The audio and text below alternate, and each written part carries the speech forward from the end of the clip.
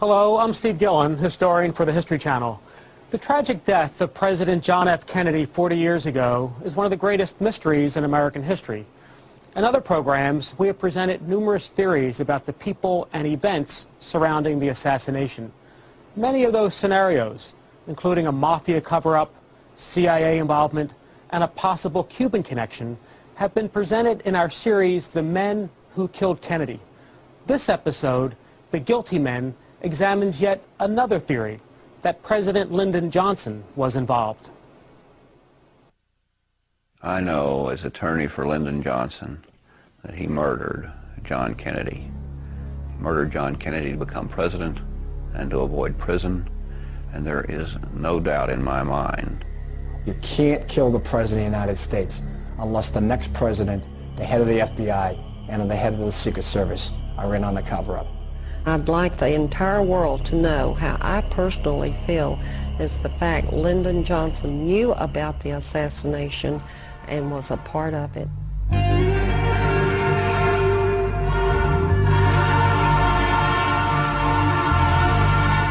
Deep in the heart of Texas lie buried some of the darkest and most well-kept secrets that tell us who killed John F. Kennedy in Dallas on November 22, 1963, and why.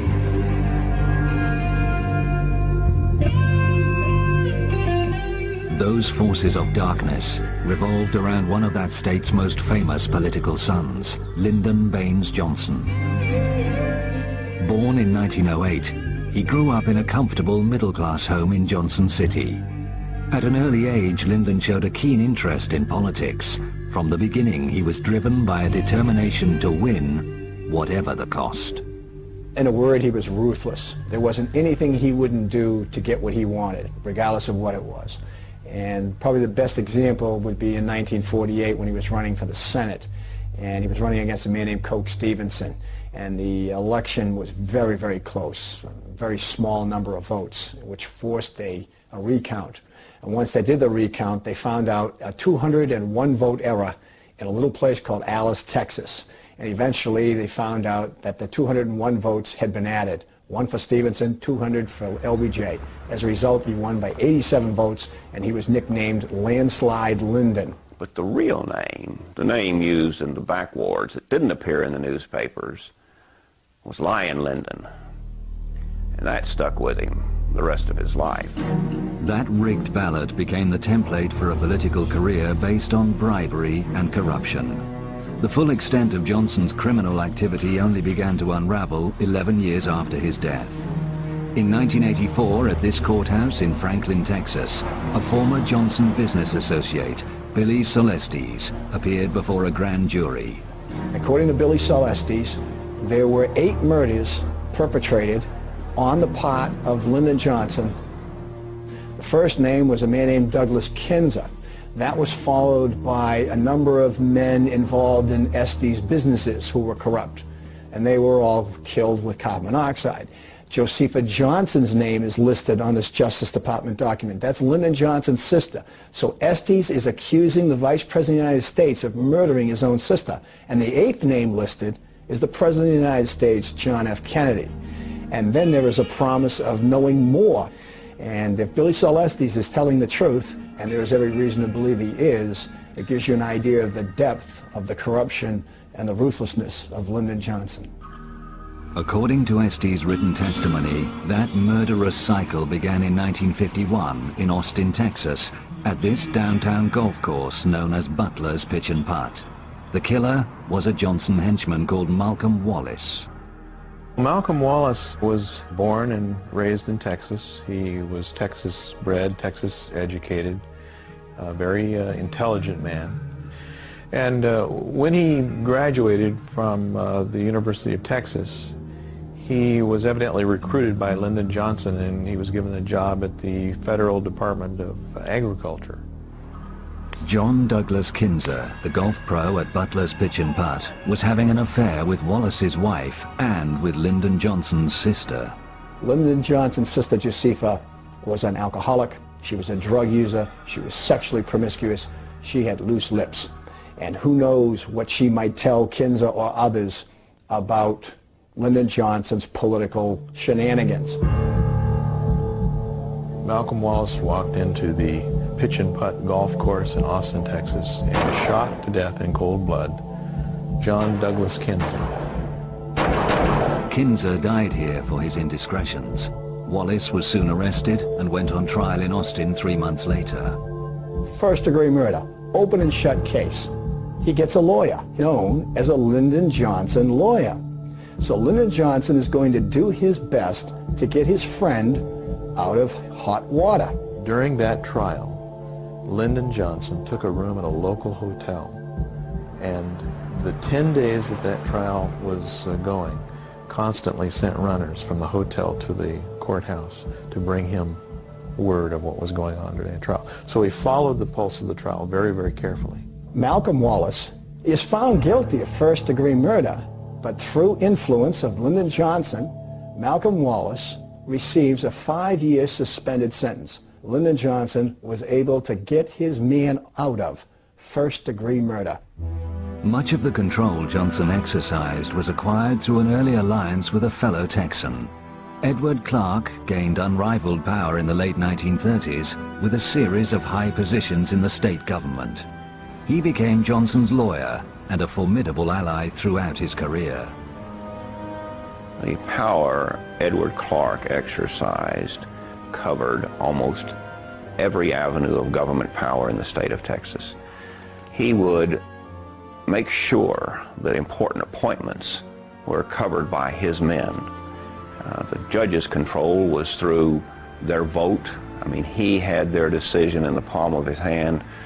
And this was, of course, important because Austin was the capital of the state. Anything that happened legally went through Austin, and that meant it went through Clark.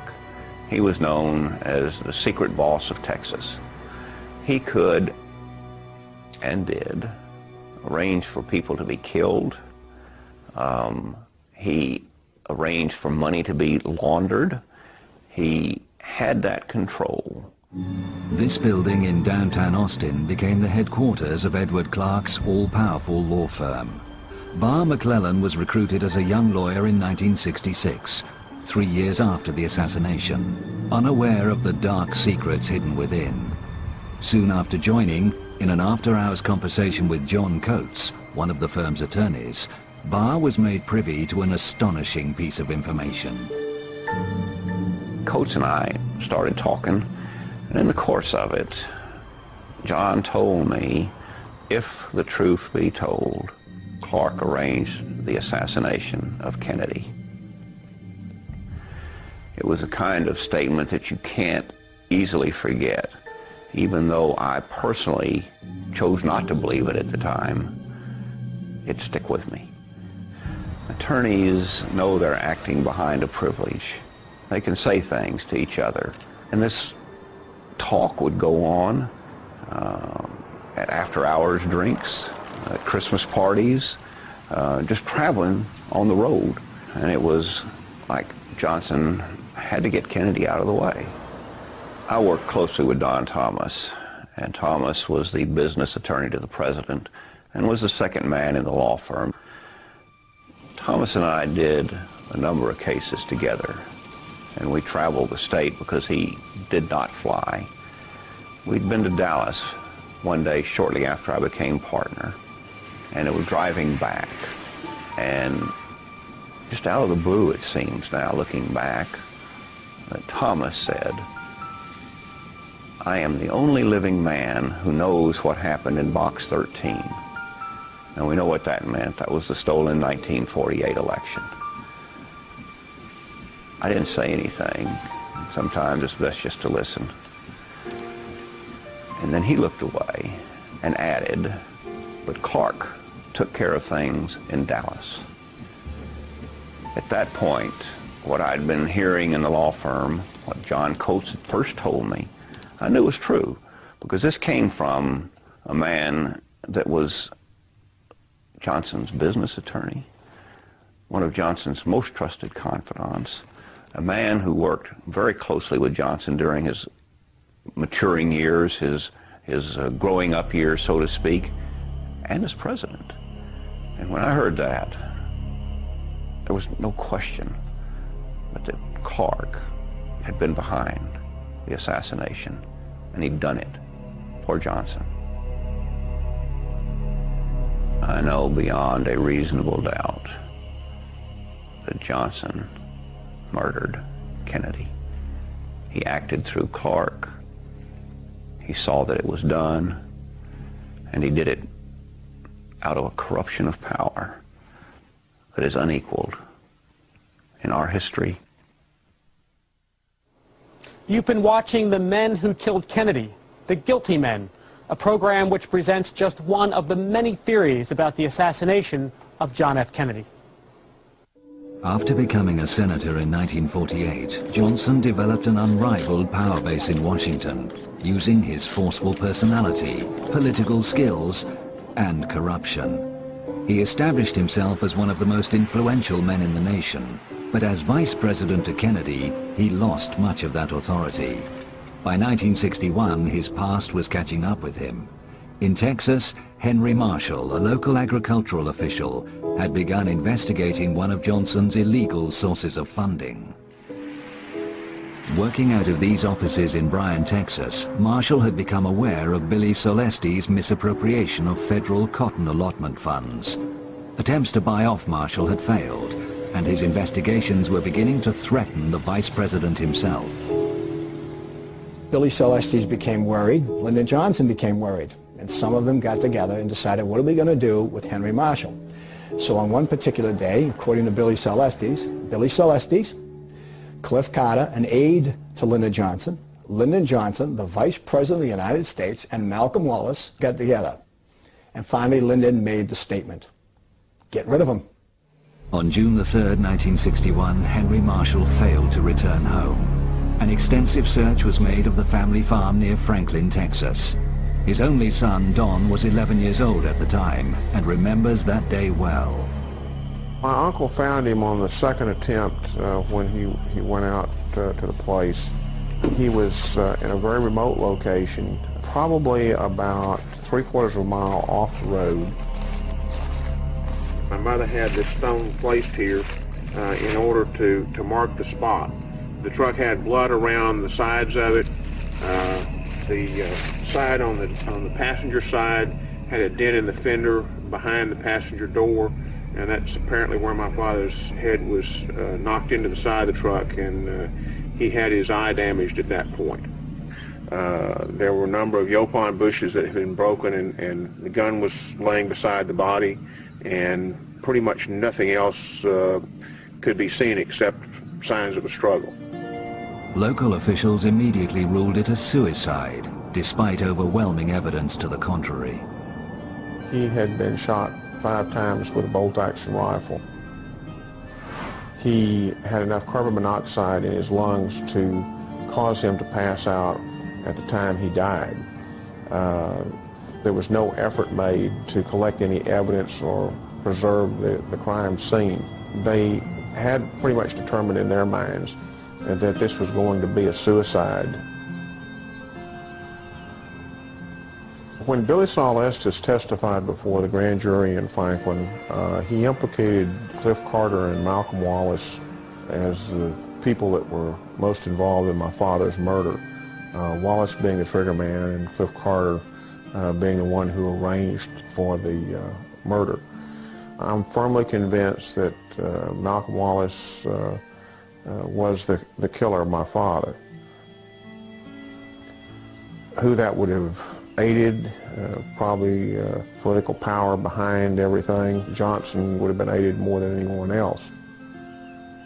The grand jury concluded Henry Marshall in 1961 was murdered, which means in simple language that the grand jury believed Billy Solestes when he told them that Lyndon Johnson had ordered Malcolm Wallace to kill Henry Marshall. But Johnson's dark dealings were not confined to Texas. In late summer 1963, one of his long-term partners in crime was about to be exposed for corruption by a Senate investigation.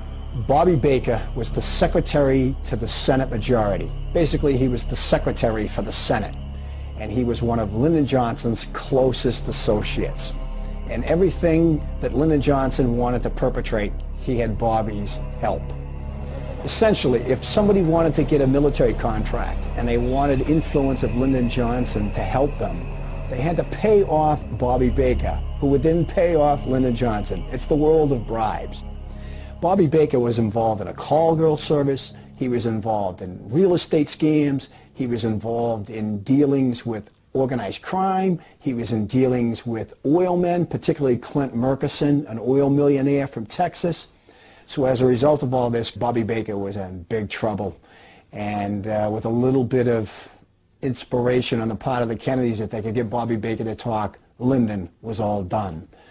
Lyndon Baines Johnson, if Robert Kennedy had his way, would not only not be on the 1964 ticket as the vice presidential candidate, but he would go to jail for the corruption that he was involved with. Although Johnson faced political extinction at the hands of the Kennedys, he had powerful allies with their own agendas that threatened the president, as researcher Gregory Burnham explains. And people would think that he had no enemies. He was so popular. He smiled. He appeared happy. Everyone loved him worldwide. But what people don't seem to understand is behind the scenes, he was making changes, and he was making them decisively, and he was taking some very, very daring steps. He was committed to pull out of Vietnam. By October, he had signed a document, NSAM 263, to that effect.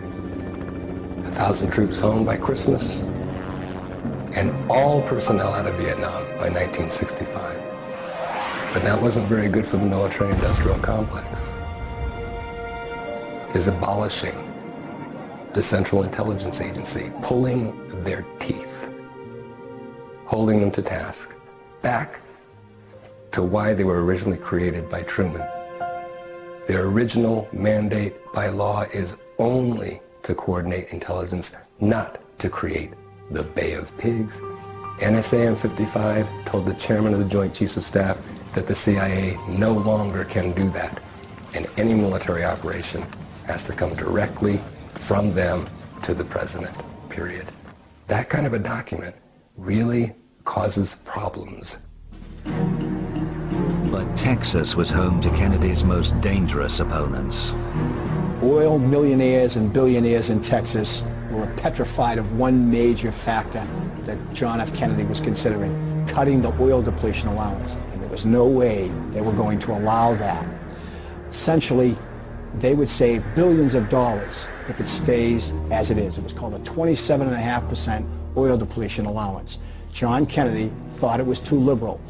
One of the key men in this case is Clint Murchison. Clint Murchison is an oil millionaire, owned 500 companies, but he was primarily an oil millionaire.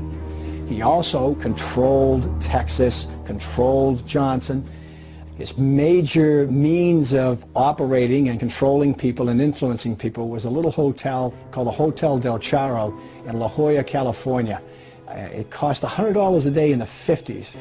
And at that hotel, he would invite all these powerful, influential people. Richard Nixon would come there. Key lieutenants of Carlos Marcello, the head of the mafia in New Orleans, used to vacation there. J. Edgar Hoover, the head of the FBI, used to vacation there. Free. Every summer for 10 summers. Free. Another Johnson man with close ties to Murchison was a wealthy Texan called D.H. Byrd. D.H. Byrd was an underboss for Murchison. He was a Del Charro regular. He owned the Texas School Book Depository. He also founded the Civil Air Patrol, which was a kind of military organization, and Lee Harvey Oswald was a member of the Civil Air Patrol. Another associate of Murchison at the time is Bobby Baker. Bobby Baker's in trouble with the scandals, and he was in all kinds of business deals with Murchison, and many of them were illegal. So Murchison was concerned that Baker and that corruption would lead to his door. And maybe not only would Baker go to jail and Lyndon go to jail, but maybe Murchison would go to jail. As the forces hostile to Kennedy grew in strength and number, they began to think the unthinkable: assassination. Finally, a new imperative forced their hand. Lyndon Johnson was in big trouble.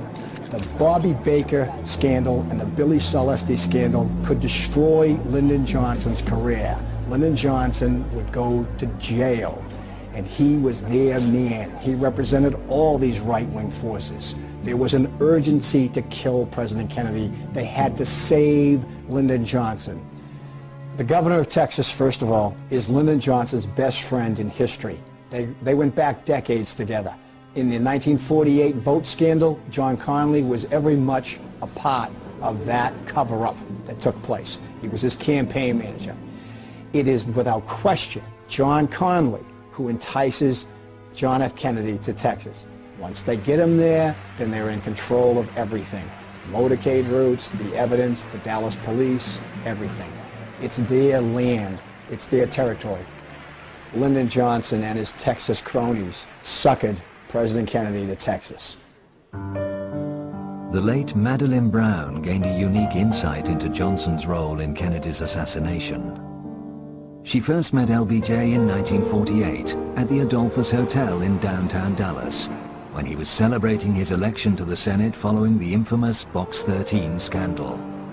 I went, I was very young, and it was wonderful. Our relationship developed immediately. Lyndon gave another campaign party in Austin. It was 3 weeks after I met him at the Adolphus, and it was scheduled at the Driscoll Hotel. And, oh, it was so great to see him. I mean, for 3 weeks I had thought about him and how wonderful it was. We were dancing that night, and he says, I'll see you upstairs. And he put a key in my hand. I still have that key. It was exciting. I felt naughty, but I felt good. I fell deeply in love with him. Yes, I did. I was just the other woman in his life, and my emotions are still the same for him as they were when I met him as a very young girl, but I'll always love him. He was the father of my son, Stephen. That intimate relationship with Johnson continued for many years. Through him, she became familiar with the closed world of power politics in Texas. On the eve of Kennedy's assassination, she attended a party at this house in North Dallas, the family home of oil billionaire Clint Murchison Sr. There was an extraordinary guest list that night. We had H.L. Hunt, Murchison, Lyndon Johnson made an appearance. We had Hoover, we had Richard Nixon. They were the most influential people there. But I was under the impression that since J. Edgar Hoover was there, that it was to honor Hoover rather than anything else. When Lyndon came in, no one was expecting him. So when Lyndon arrived at Clint Murchison's, they all went into a conference room, and you could just feel the atmosphere. And when Lyndon came out, I was, of course, happy to see him. I did not know that he was going to be there. And he whispered in my ear at that time, "Those blank-de-blank Kennedys will never embarrass me again. That's no threat, that's a promise." So he departed. The party rapidly broke up after Lyndon departed. A seamstress and companion, May Newman, provides confirmation that this party took place at the Murchison family home on the eve of the assassination. She lived and worked in another Murchison house in Dallas for Virginia, Clint Sr.'s second wife. She speaks here for the first time. I started working for Virginia Murchison in 1962 until her death in 1997, approximately 36 years. I remember well the night before the assassination. I worked with a man called Jewel Pfeiffer, black man, which was Virginia Murchison's chauffeur. He got a call from her stepson, John, at the big house. They were having a big party for a very special guest that was coming from Washington to go to the party by the name of Bulldog, which I found out later was J. Edgar Hoover. And he said he was very excited about doing this, going on this trip out to the airport to take this special guest to a very special party, big party. And I asked him when he came back if he got a good tip And he said no, and he was very, very upset. He had to go back that night to take J. Edgar Hoover to the airport to go back to Washington. And he still didn't get a tip. Further verification of Hoover's presence in Dallas on the eve of the assassination came from a friend of May's who worked at the Murchison family home. Beulah May Holman, she was the cook at John and Lupe's house, and she wanted me to go help her that night, which I didn't, but I knew she told me she was cooking quail, and I wanted the recipe, so she gave it to me. She said that it was a very important guest by the name of J. Edgar Hoover that was coming, and I should go out and help her so I could get to meet him. If it was a film star, I probably would have gone, but I didn't know who he was. No, not at that time. Early the next morning, only a few hours before the assassination, Madeleine received a phone call from Johnson, who was back in Fort Worth with Kennedy. Lyndon called me from the Texas hotel, and he was still irate. I said, Lyndon, about last night, and he went to cursing. He used foul language all the time, and he said, those Kennedys, he repeated, they will never embarrass me again. That's no threat, that's a promise. And I'd like the entire world to know how I personally feel is the fact Lyndon Johnson knew about the assassination and was a part of it. Dallas was to become forever linked with the murder of the president. But the rich and powerful men who had met in secret the night before had everything to gain from his death. LBJ was fearful of a long prison sentence, J. Edgar Hoover of losing his job, and the oil men of losing millions of dollars. When the shots rang out on Elm Street the next day, those problems were solved. The shock of Kennedy's assassination and its brutality reverberated around the world, but not everyone was grieving. The mood in the Murchison family home was very joyous and happy for a whole week after, like champagne and caviar flew every day of the week. But I was the only one in that household at the time that felt any grief for his assassination. After the president's murder, Hoover had absolute control of the cover-up. All the physical evidence relating to the crime was swiftly removed to Washington. From the beginning, Oswald was promoted as the lone nut assassin, but in LBJ's home state, tongues were wagging. I met Lyndon on New Year's Eve at the Driscoll Hotel in Austin, and the people in Dallas, I mean, everyone was talking about Lyndon Johnson was the cause of the assassination, and it made my heart very heavy. I just couldn't believe that he could be a part of something so bad. So I confronted Lyndon. I said, Lyndon, you've got to tell me, were you part of the assassination? And of course he had a high-temper fit, hit the wall, and he was very irate and angry. And he said, no, I was not, but the oil people, or he called them the fat cats of Texas that I knew, and the intelligence was the cause of the assassination. I am sure Lyndon did not make the plans per se, but he had the key people that he could call to actually do it. If the head of the FBI and the head of the Secret Service and key lieutenants of those two figures are involved in covering up, plus the President of the United States and all his cronies, you don't need a massive conspiracy to get away with this. After the assassination, Cliff Carter, Johnson's aide, made repeated calls from the White House to the district attorney in Dallas, Henry Wade. He was instructed to look no further than Oswald for the guilty man. There was no conspiracy. A similar call was made to the Attorney General of Texas, Waggoner Carr. Then we have Lyndon Johnson himself calling the chief of homicide, Will Fritz, who's really doing the dirt work as far as interrogating Oswald and trying to get to the bottom of this case. He calls him and tells him, you have your man.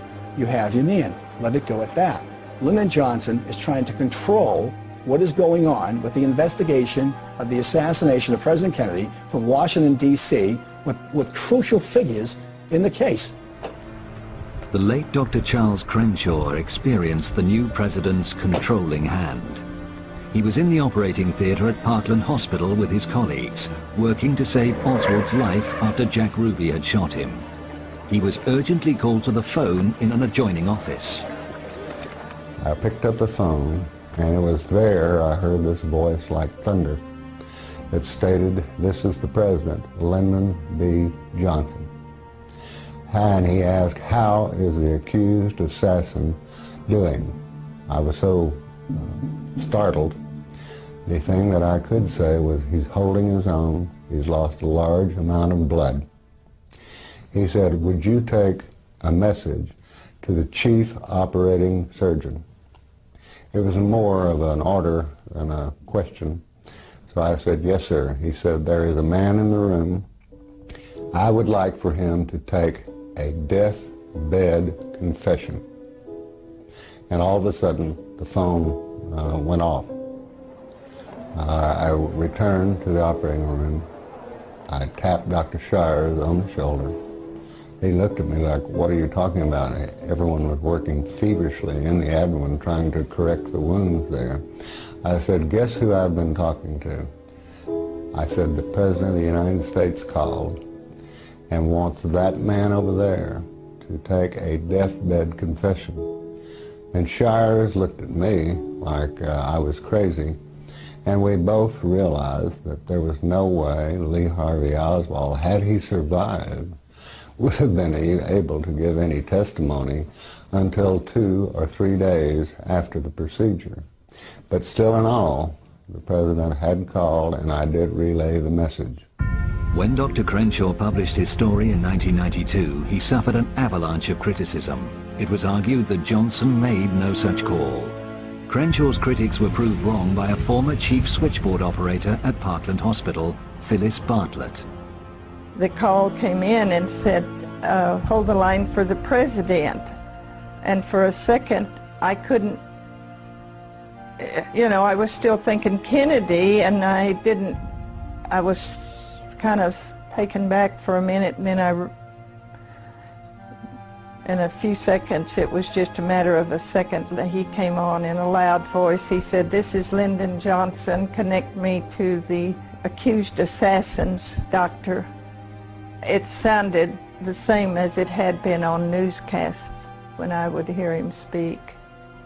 I knew I had put a call to the operating room, so I contacted Dr. Crenshaw, and I told him, that I knew he did get the call, and that I was sorry that the people had, in the newspaper and on the TVs, had tried to discredit him. And that was when I spoke out. From the moment he became president, Johnson had authority over every aspect of the cover-up of Kennedy's murder. He was unassailable. Johnson has the power to contain the investigation, both nationally and locally, on the ground in Texas. More so than if it had happened, let's say, in Oregon or Wisconsin. Texas. He's got the power to give the CIA what it wants as president, as opposed to Kennedy, who they feared. He's got the power to take the National Security Action Memorandum that Kennedy had signed in November of 1963, tear it up, reverse it, and create a war where 3 million soldiers wound up going to Vietnam instead of 16,000 being brought home by JFK. He can make J. Edgar Hoover director of the FBI for life. He's the man in the middle. The only person that can answer all of the questions of who's at risk, who's going to gain the most, who wins in this deal, there's only one answer to that question, and that's Lyndon Johnson. And his ticket out was Elm Street. One of the most compelling pieces of evidence linking Johnson with the assassination is through his henchman Malcolm Wallace, the convicted killer of Douglas Kinzer. In the hours following the assassination, on the 6th floor of the Texas School Book Depository building by the southeast corner window, the Dallas police discovered an unidentified fingerprint. The fingerprint is the ultimate part of the Mac Wallace story. The FBI fingerprinted Every Texas School Book Depository employee, including the women employees that worked downstairs, never handled the boxes. They fingerprinted every Dallas officer that was in the sniper's nest so that they could remove those fingerprints from consideration. At the end of the day, you have one fingerprint remaining. It sits in the National Archives for 35 years, until 1998. An investigator takes it to a highly qualified, certified latent print examiner, a CLPE, along with a redacted fingerprint card from Mac Wallace from the 1951 murder of John Douglas Kinzer. And he said, here's a print card. Do you see anything? Nathan Darby is one of the most experienced fingerprint experts in the United States, with 35 years service in the U.S. military and the City of Austin Police Department. I didn't know where it came from, and a week or 10 days later, I called the party and that had brought it over and said, well, it's a match. The finger that made the ink print also made the latent, and we called that a match or identified. And there was no question about it. They matched.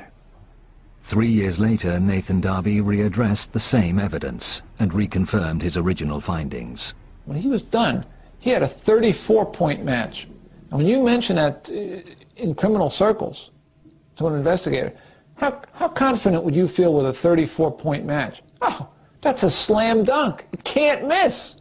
It doesn't get any better than that. You give me a 34-point match on any case in the United States, I'll take it to court and win. The inked and the latent prints are made by the same finger.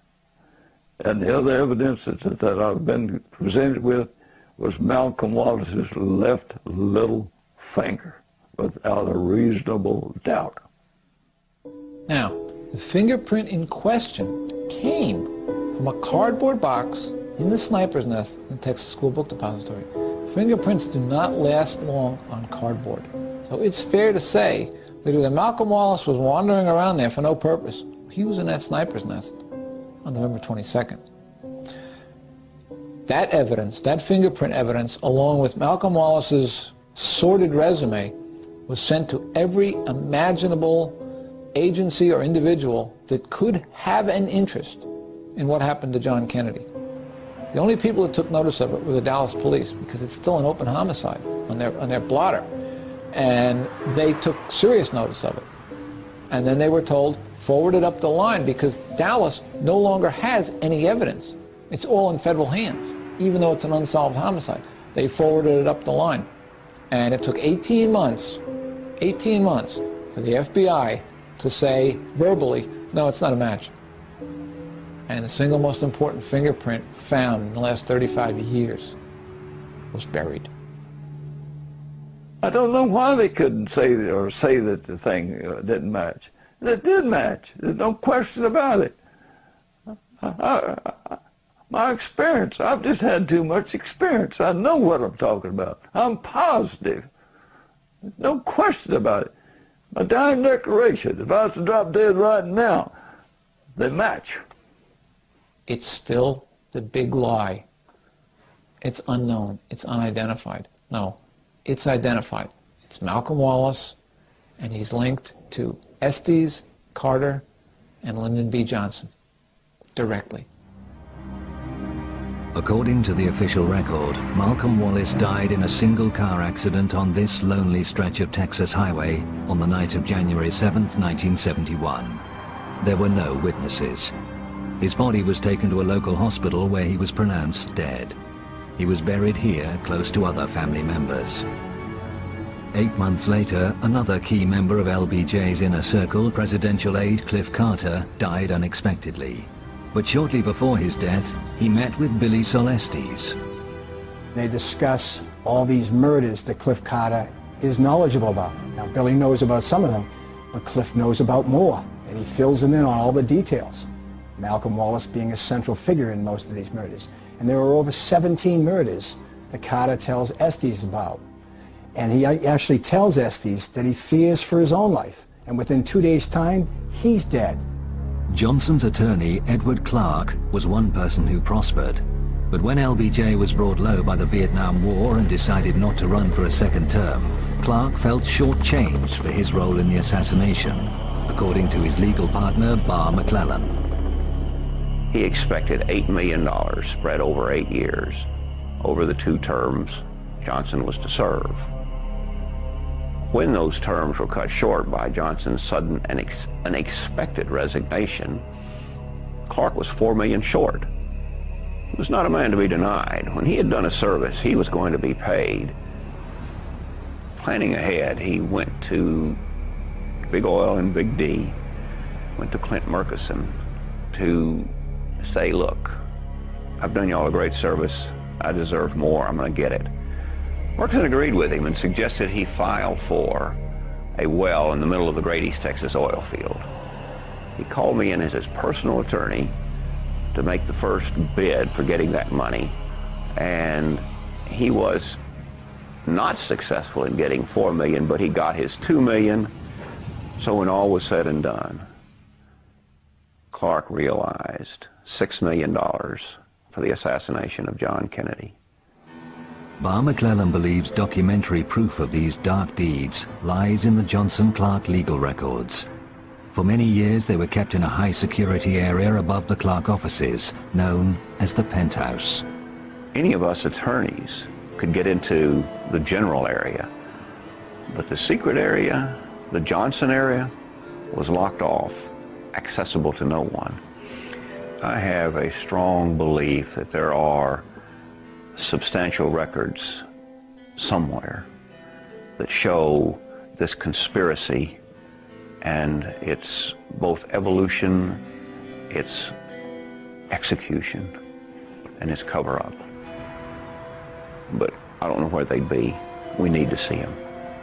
Johnson was ultimately consumed by the high office he had so unscrupulously striven for. A broken man, he retreated to his Texas ranch, where his lawyers were to secretly summon a psychiatrist to deal with his deepening depression. An immediate concern at the law firm was that he would say too much. The $1 million was available to the psychiatrist to keep anything from coming out.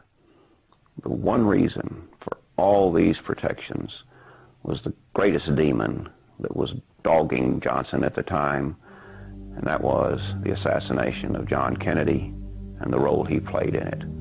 We had to keep it covered up, and for sure we had to keep the psychiatrist muzzled, and we did.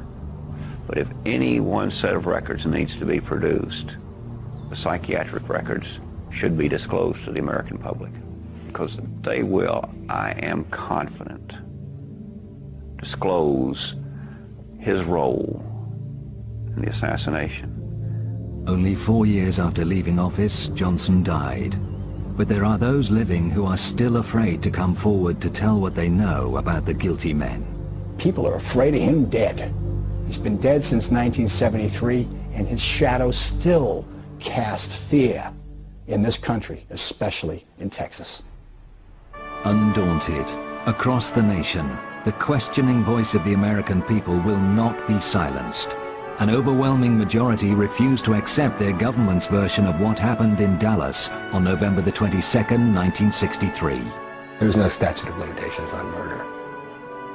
If they're still continuing to cover it up in 20 more years, that's obstruction of justice. It's a conspiracy. The men who killed Kennedy don't end with the people who pulled triggers. It should be important to all of us that we get to the bottom of this. Just as John Kennedy's car took an incredible turn when it went onto Elm Street, 300 feet later, our form of government, our way of life, our way of respecting our government, our way of being respected by our government, took that same kind of bizarre wide turn. And we haven't gotten back on the straight and narrow yet.